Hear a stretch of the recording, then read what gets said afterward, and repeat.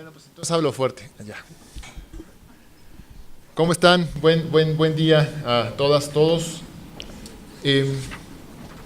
Vamos a tener la participación a continuación de Juan Carlos Gómez Carranza y me voy a permitir hacer una breve reseña curricular del doctor Gómez Carranza. Es actualmente profesor de tiempo completo, titular A, en el Departamento de Ingeniería Electrónica dentro de la División de Ingenierías Campus Irapuato Salamanca en la Universidad de Guanajuato. Es egresado del Instituto Tecnológico de Querétaro, donde obtuvo el grado de ingeniero en sistemas computacionales en 1999. En el 2002 obtuvo el grado de maestro en ciencias en astrofísica por parte del INAOE. En el 2007 obtuvo el grado de doctor en ciencias computacionales, también por parte del INAOE. En el 2010 trabajó como investigador postdoctoral en el Instituto Tecnológico de Estudios Superiores de Monterrey, Campus Monterrey, dentro de la Cátedra de Computación Evolutiva. Actualmente, del 2008 al 2009 y posteriormente, del 2011 al 2015, trabajó en la KU Leuven, en Bélgica, como investigador asociado dentro del grupo de Language Intelligence and Information Retrieval. Sus intereses de investigación incluyen las áreas de aprendizaje automático, minería de datos, computación evolutiva, procesamiento de lenguaje natural y recuperación de información multimodal, campos en los cuales ha publicado más de 30 artículos en revistas, memorias de congresos y capítulos de libros, y dirigido 7 tesis de nivel maestría. Actualmente es miembro del Sistema Nacional de Investigadores con nivel 1 y miembro de la Academia Mexicana de Computación. Doctor Gómez Carranza, tienes la palabra por 15 minutos. Okay. Por favor. ¿20? ¿Le damos 20? Bueno, ya tengo más tiempo para hablar. Okay, adelante, por favor, bienvenido. Bueno, muchas gracias. De hecho, sí, primero quiero agradecer al INEGI y al Fondo por la invitación para estar aquí presente en este foro. No suelo estar presente en foros así tan diversos, digamos, con temas de investigación tan distintos. Siempre es enfocado más hacia mi área, que es las ciencias computacionales. Y de hecho, cuando llegué hoy en la mañana y me sentí un poco como fuera de lugar, porque al menos las pláticas pues tratan temas que normalmente yo no toco, ¿no? Yo estoy, la mayoría de lo que vi están más asociados a cuestiones de ciencias naturales, ciencias sociales y estas áreas, ¿no? Y yo vengo de una parte más técnica, no las ciencias computacionales. Sin embargo, sí me di cuenta de que hay como un eje transversal que une todos los proyectos, que es la información. Todo el mundo trabaja con información, ¿no? Y algo interesante es de que no es cualquier información, no es información que solamente toman, sino que tiene que sufrir un proceso de procesamiento propiamente para capturar la información, recopilarla. Mucho tiene que ver con estudios de campo, por ejemplo, que me di cuenta, pero en algún punto tienen que llegar a digitalizarla, tienen que pasarla hacia un formato que puedan ustedes almacenar. Y para digitalizarla y después poder utilizarla tienen que pasar por una computadora, ¿no? Entonces la computadora es como una herramienta que es ubicua en casi todas las áreas, ¿no? Y también me di cuenta además del uso de la computadora, el uso de los algoritmos, ¿no? Si usamos una computadora, usamos algoritmos para procesar la información y poder obtener cosas útiles, ¿no? Cosas que nos puedan servir para la toma de decisiones. Entonces, ya viendo eso, escuchando a los otros conferencistas, me di cuenta de un montón de problemas interesantes que desde mi punto de vista computacional se me hacen bastante interesantes como para atacarlos, ¿no? Y después ya poder proporcionarles algunas cosas que desde sus áreas pueden ser útiles, ¿no? Ya pasando, propiamente al proyecto del que voy a hablar, pues nosotros también vamos a hablar de información, ¿no? Aunque vamos a hablar de información de otro tipo. Y vamos a hablar de información información que se genera en redes sociales y voy a tratar de poner un poco de contexto a esto sobre el proyecto. Similar a otros proyectos, según lo que escuché, nosotros también estamos en fase como administrativa, entonces estamos como en cuestiones preliminares, estamos trabajando, tratando como de obtener algunos resultados, de hecho tenemos algunas cositas ya, pero todavía falta bastante para cumplir con los objetivos que se plantean.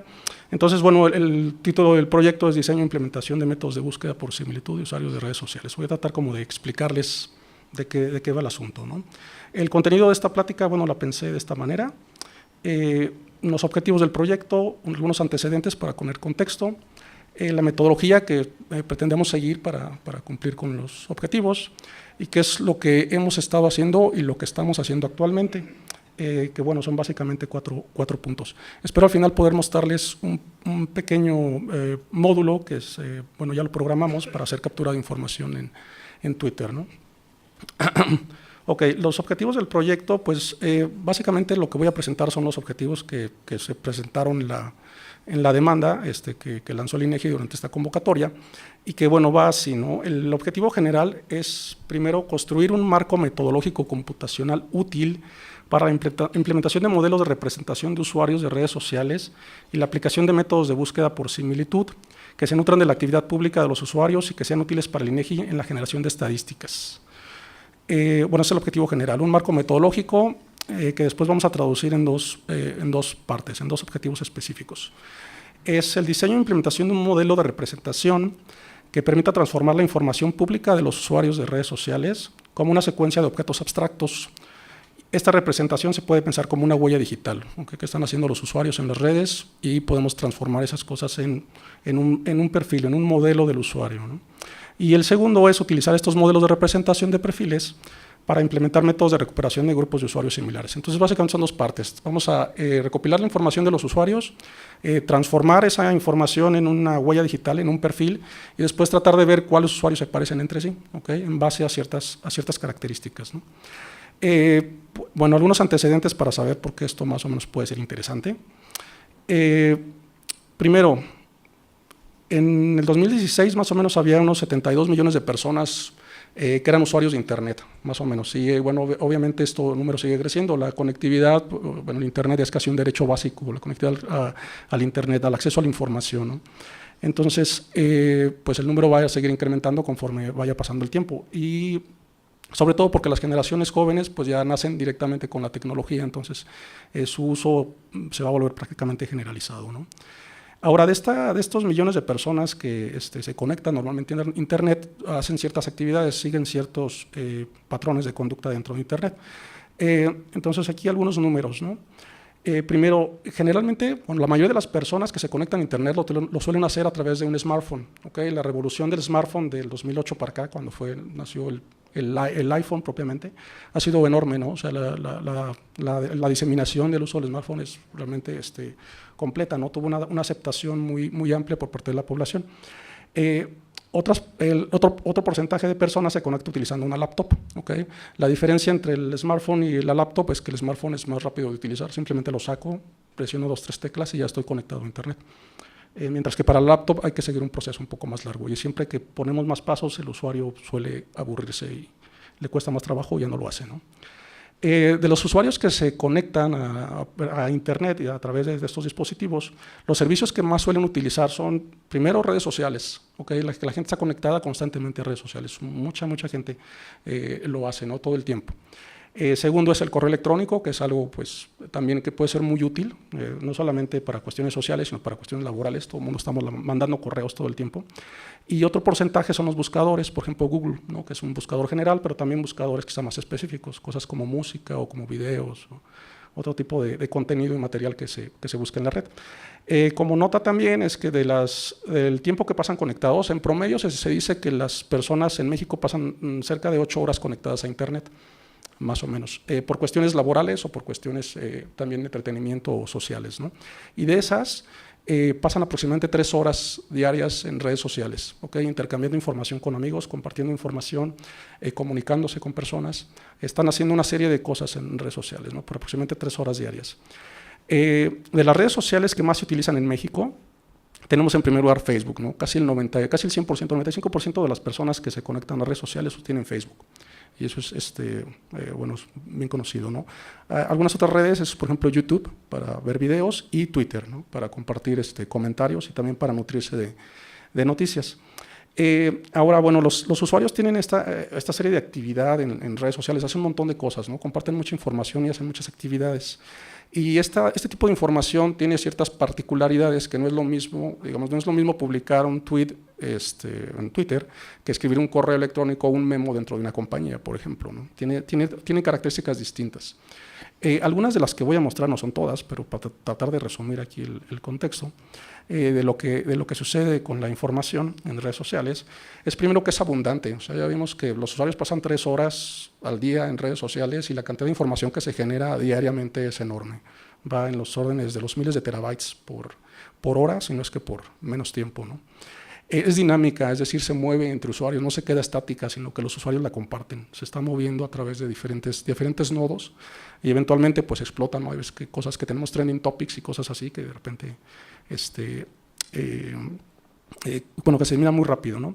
Se genera constantemente los usuarios están creando esta información ya sea por ellos mismos o que la toman de otro lado, la modifican y después la vuelven a distribuir, ¿no? Y algo muy importante es lo que le llamamos nosotros información multimodal. Quiere decir que la información viene de diferentes modalidades, no es una información de un solo tipo, ¿no? Tenemos cosas como texto, las cuestiones que hacen en publicaciones en Facebook o Twitter o otras redes. Tenemos imágenes, los usuarios comparten muchas imágenes, ya sean memes, ya sean GIFs, ya sean, no sé, imágenes, fotos, por ejemplo. Comparten videos, comparten ligas y comparten otro tipo de información, ¿no? Estos quizás son los más relevantes. Entonces, bueno, a nosotros nos interesa estudiar esta información y todo lo que los usuarios están haciendo en redes sociales. Entonces, para hacerlo, proponemos la siguiente metodología, que les voy a explicar más o menos qué es lo que pensamos o planeamos hacer, ¿no? Primero, nos vamos a enfocar en 3 redes sociales: Twitter, Pinterest y Facebook. Facebook y Twitter porque son de las redes más populares, como ya vimos al inicio, y Pinterest porque tiene una cualidad importante donde el tipo de información que se comparte viene en 2 tipos. Es siempre una imagen con un texto, a diferencia de Twitter o Facebook, donde yo puedo tener solamente una de las 2 modalidades. Pinterest me permite jugar con estas 2 partes, y lo que a nosotros nos interesa pues es al final fusionar o mezclar estas diferentes modalidades para obtener una mejor representación de las características propias de los usuarios. Como detalle, hemos estado trabajando y en algunos casos, algunos sitios, sobre todo Facebook, ponen muchas restricciones para el acceso a la información. Entonces, en la fase de prueba, donde queremos sacar algunos experimentos para crear estos modelos, pues vamos a considerar 2 opciones. Primero, capturar la información directamente de los sitios, o utilizar información que ya ha sido previamente capturada. Hay varios conjuntos de datos que se han recolectado por diferentes organismos y que pensamos utilizar, ¿no?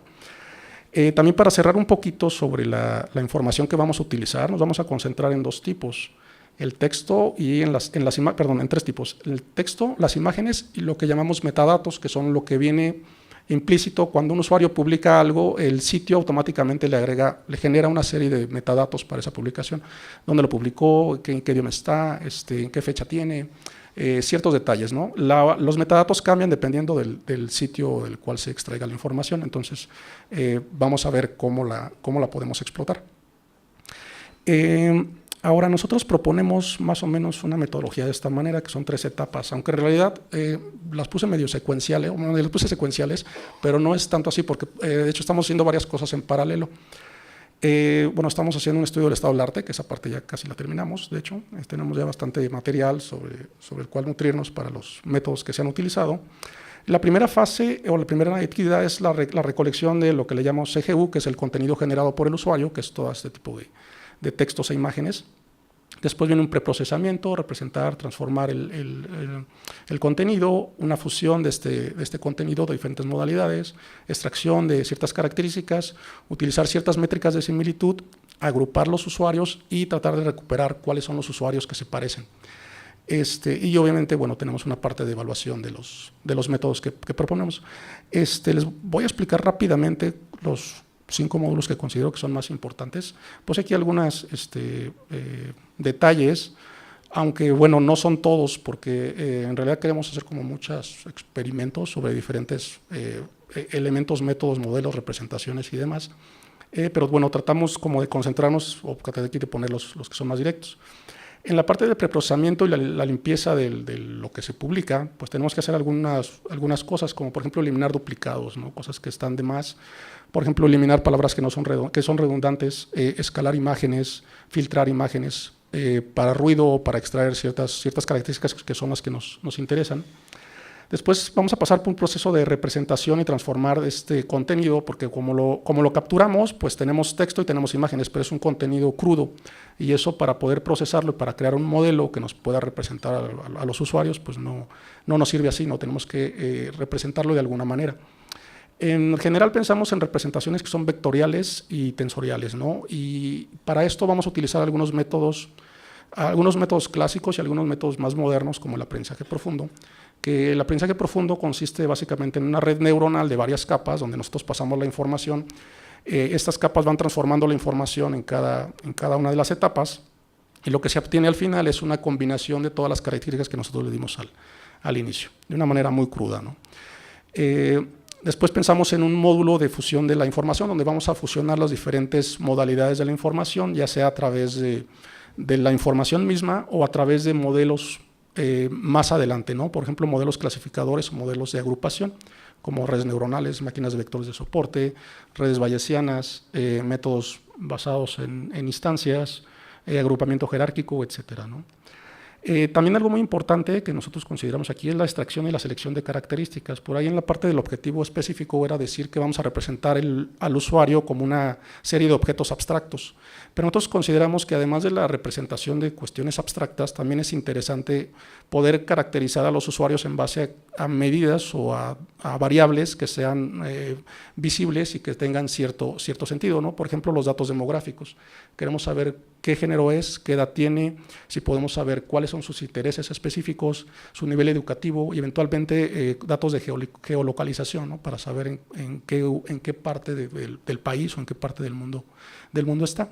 Y por último, para la parte de la recuperación y el agrupamiento, bueno, tenemos que estudiar sobre las métricas de similitud, que bueno, aquí hay un montón, ¿no? Aquí pongo algunas como la euclidiana, la Jacquard, distancia semántica, distancia de Chebyshev, de Hamalanovich, de Canberra, etcétera, etcétera, ¿no? Bueno, esto es en general lo que nosotros pretendemos hacer para lograr el objetivo.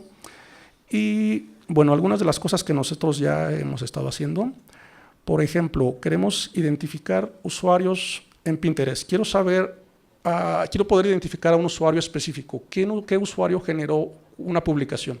Eso tiene bastantes utilidades, por ejemplo, para cuestiones de seguridad, que por ejemplo hay gente que oculta su identidad en redes sociales, pero podemos de esta manera identificar quién es la persona. Entonces, para este trabajo, originalmente colectamos un dataset de aproximadamente 1 millón de pins, que donde un pin es lo que hacen los usuarios es yo selecciono algo que me interesa en internet, generalmente una imagen, y después pongo un comentario, y ese comentario los usuarios lo pegan en lo que le llaman tableros, donde los tableros están categorizados por ciertos intereses. Entonces ahí pongo unos ejemplos de lo que la gente suele publicar, cosas como de ropa, de moda, como decoraciones y cosas así. Para esto, bueno, teníamos 644 usuarios. El texto de este dataset está en inglés de entrada, así lo colectamos por cuestiones también de publicación, porque es más fácil que repliquen los resultados si está en inglés o que lo usen más si está en inglés. Y bueno, como mencionaba, cada pin está compuesto por un par texto-imagen. Para las pruebas reducimos un poco el tamaño del dataset por cuestiones prácticas, y al final utilizamos solamente 70.200 pins correspondientes a 117 usuarios, ¿no? Entonces queríamos identificar a estos usuarios. Es un problema bastante complicado por la cantidad de usuarios que se tienen. Utilizamos lo siguiente, ¿no? Utilizamos un método de transformación para espacios vectoriales, para el texto. Las imágenes las utilizamos utilizando una red de aprendizaje profundo. Utilizamos un clasificador de máquinas de vectores de soporte y fusionamos las salidas de cada clasificador utilizando una fusión directa, ¿no? Y después hacemos un refinamiento de la predicción final utilizando un modelo de vecinos más cercanos. Los resultados que se van ahí, los dos modelos que están en la parte baja, los dos últimos renglones, son los que proponemos nosotros. Los que tienen el 4 entre corchetes es un trabajo previo que comparamos. Y bueno, obtuvimos resultados un poquito mejores, ¿no? Y esto, bueno, está ya aceptado y va a aparecer próximamente en una revista arbitrada que es Research in Computer Science. Otro trabajo que hemos estado haciendo es la determinación de género y edad en usuarios de Twitter. Para esto, bueno, hay algunos datasets que ya están recopilados, principalmente de las conferencias de CLEF, que es una conferencia que se dedica a recopilar ese tipo de información. Esto es un trabajo realmente muy básico, todavía apenas estamos tratando de hacer mejor las cosas, porque aquí básicamente lo que hacemos es transformar el texto, obtener una representación vectorial y después aplicar un modelo utilizando Tenfold Cross Validation. Y los resultados que tenemos es, por ejemplo, para detectar la edad, andamos por el 50% de precisión, ¿no? Bueno, de accuracy. Para detectar el género, por ahí del 62%. Pero bueno, es algo muy rudo. Esperamos esto subirlo entre un 20 y un 30%, ¿no? Después de algunas, de modificar algunas cosas en los modelos. Y también, bueno, tenemos pensado probar, este es un dataset muy pequeñito, son como 10,000 tweets para 100 usuarios. Los datasets siguientes son más interesantes, ¿no? Tenemos varios cientos de miles de tweets, lo cual nos da más información. Y respecto, bueno, en general para el trabajo que está haciendo para conseguir los objetivos, tenemos ya varios estudiantes trabajando en el tema. Bueno, tenemos 2 estudiantes de tesis de maestría, primero para predecir perfiles psicográficos, okay, que se usa mucho para las cuestiones de marketing. Entonces queremos identificar, sectorizar a los usuarios en base a sus perfiles para Twitter. También queremos detectar edad y género, pero para Pinterest, okay, vamos a mover de red social. Detectar los intereses de los usuarios en Pinterest, okay. Como vimos, la gente publica cosas de moda, cosas de decoraciones, cosas de comida, paisajes y demás. Entonces tratar de identificar ese tipo de cosas. También, detectar también edad y género, pero utilizando modelos un poco diferentes. Y finalmente, alguien que va a estar trabajando en el modelo una plataforma web para la captura de información de Facebook y Pinterest. Y ahorita, bueno, me gustaría mostrarles rápidamente un pequeño módulo que hicimos para capturar información en Twitter. Entonces, se los voy a mostrar rápidamente, nada más para que vean un poquito lo que estamos haciendo.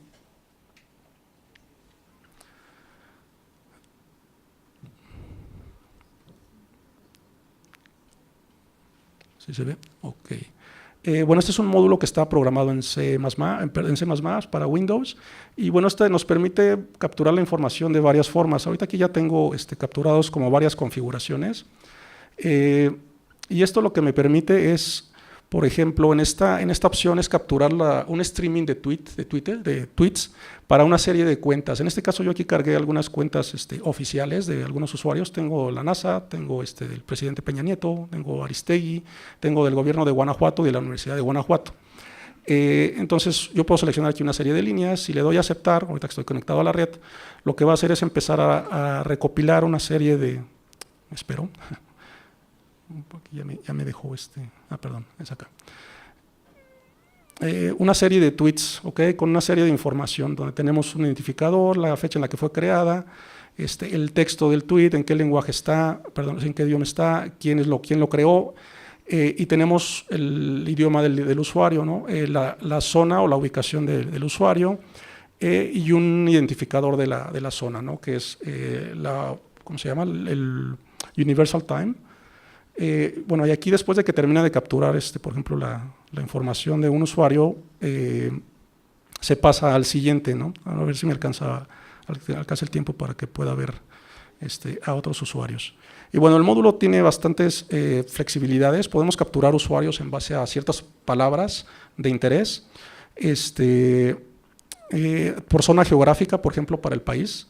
Déjenme ver si alcanzo a mostrarles esta parte. ¿Sí? Ok. Bueno, ya no me queda mucho tiempo, pero más bien ya se me acabó el tiempo, entonces le voy a dejar aquí. Pero bueno, el módulo eventualmente se lo vamos a integrar a la INEGI para que ellos puedan ver lo que hemos estado haciendo. Gracias.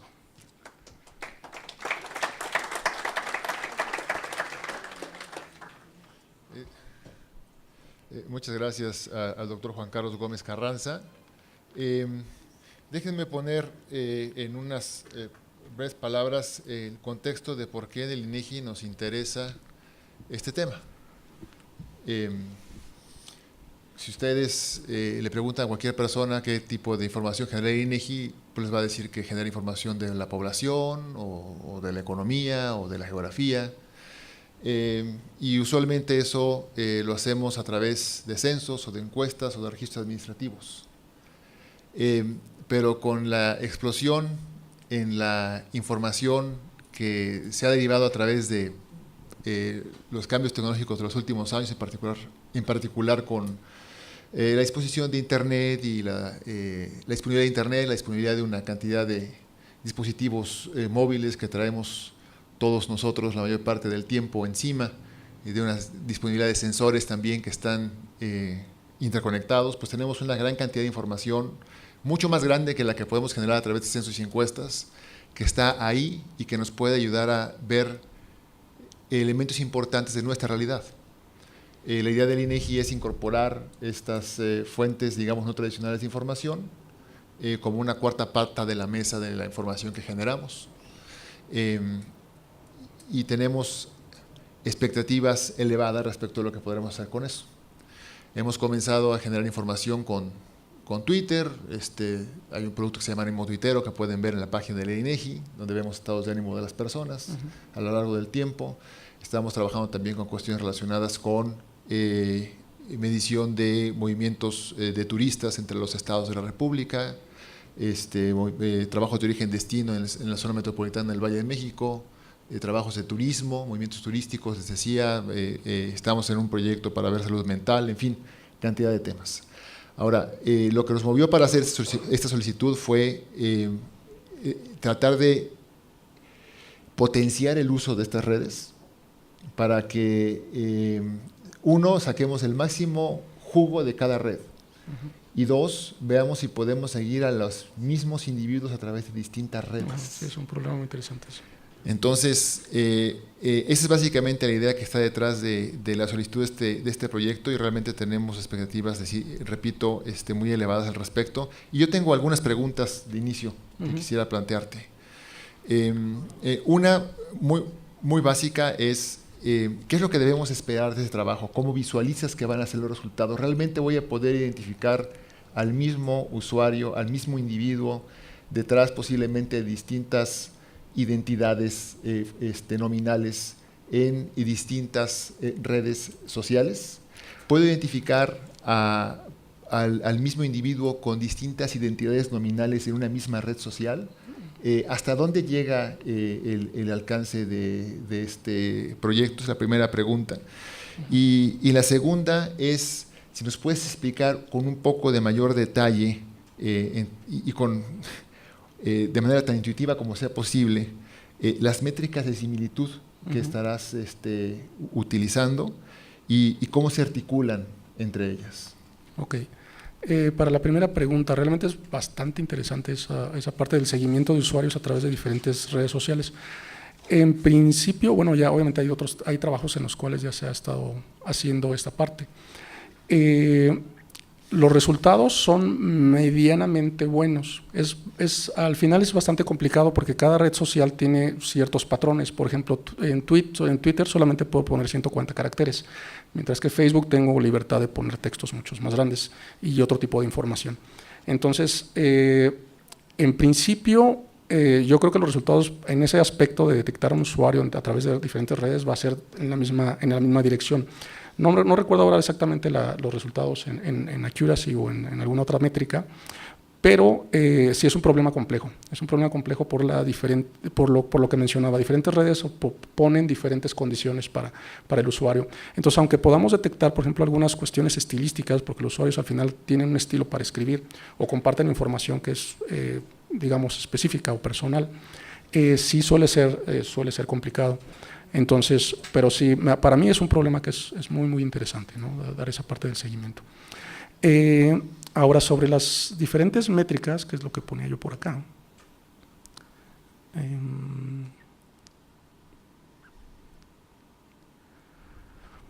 La pregunta va en el sentido de si pudiera explicar las diferentes métricas cada una o… Sí, danos una idea de cómo piensas articular las métricas de similitud que estás considerando.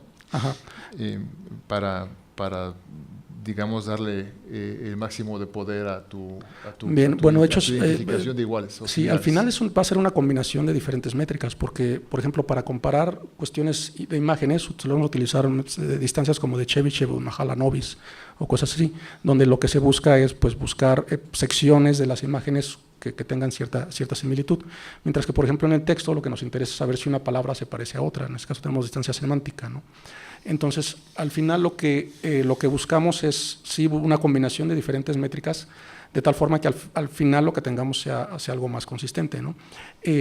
Pero sí buscamos experimentar con diferentes cosas, porque bueno, también tenemos una parte donde vamos a representar la información o el contenido de diferentes maneras, ¿okay? Diferentes, por ejemplo, representaciones vectoriales o representaciones sensoriales o de algunas otras. Entonces, sí necesitamos diferentes métricas para comparar diferentes representaciones, ¿no? Y si al final lo que vamos a tener es una combinación de las diferentes métricas. Okay. Muchas gracias. Ya estamos sobre el tiempo, entonces quisiera dar la oportunidad al público de que intervenga con algunas preguntas. Si alguien tiene una pregunta, por favor, levante su mano para ver si hay preguntas en primer lugar y luego para ver cuántas son. Ok, veo dos. Les pido que por favor se identifiquen cuando vayan a hacer su pregunta y la hagan de manera clara, precisa, concisa, para que ahorremos tiempo. Gracias. Natalia, por favor. Natalia Volkov, del INEGI. Comentas que hay una precisión, accuracy, del 50% en la identificación del sexo. ¿Cómo lo pueden medir si al final tú no sabes quién es cada quien? Y la otra es,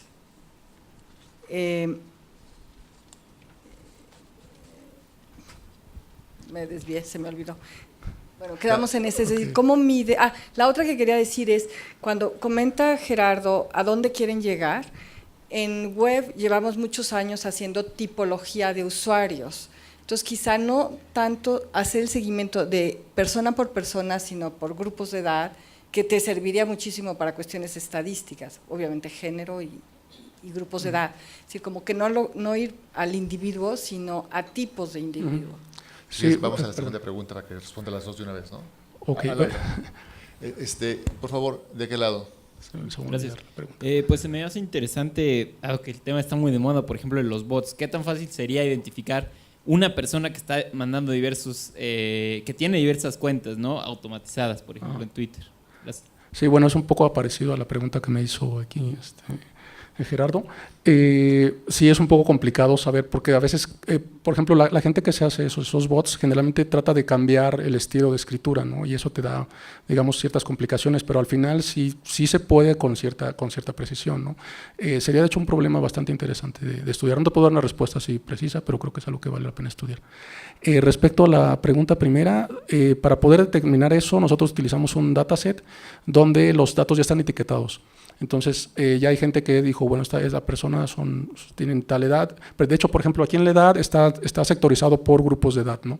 Entonces, aquí se detecta con cierta precisión sobre grupos y ya están datos etiquetados, ¿no? Entonces, de hecho, los conjuntos de datos que están ahí ya todos están etiquetados por estas características y por eso los utilizamos para probar nuestros modelos, ¿no? Y ya una vez que los probemos, podemos quizá extrapolarlos hacia la vida real. Ok. Pues desafortunadamente se acabó el tiempo. Le damos las gracias al expositor, lo despedimos con un aplauso.